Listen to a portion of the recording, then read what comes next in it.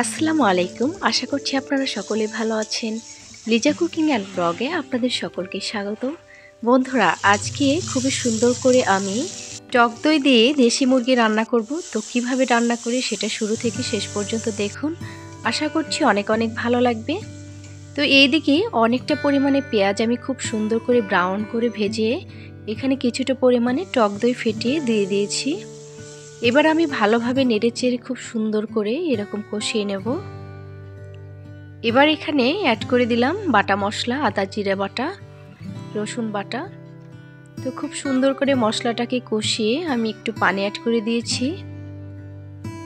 দিয়ে দিলাম স্বাদ মতো লবণ, হলুদ গুঁড়ো, মরিচ গুঁড়ো, ধনিয়া গুঁড়ো। মশলাটাকে একটু সময় ফুটিয়ে নিয়ে আমি এখানে দিয়ে দিলাম চিকেনগুলো। তো আজকে এই মুরগির মাংসগুলো আমি বড় বড় পিস করে কেটে নিয়েছি। তো এখানে 4-5 পিসের মতো দিয়ে রান্না করব। তো মুরগির মাংসগুলো সবসময় একই রকমভাবে রান্না না করে একটু ভিন্নভাবে রান্না করলে কিন্তু খুবই ভালো লাগে।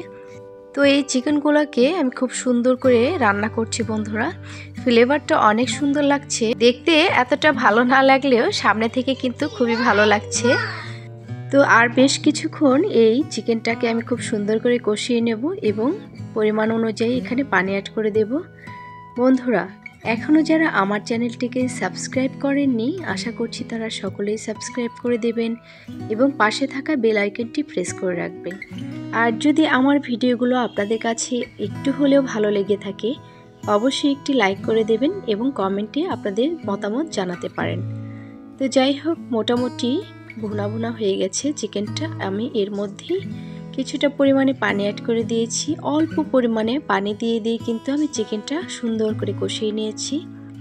আর এখানে দিয়ে দিলাম রাঁধুনি মিক্সড মাংসের মশলা, যেটা দিলে খুবই মজা লাগে মাংসটা। তো যাই হোক, এটা আমি রান্নার শেষে ইউজ করলাম। তো আজকের মতো ভিডিওটি আমি এই পর্যন্তই শেষ করছি বন্ধুরা। সকলেই ভালো থাকবেন, সুস্থ থাকবেন। আল্লাহ হাফিজ।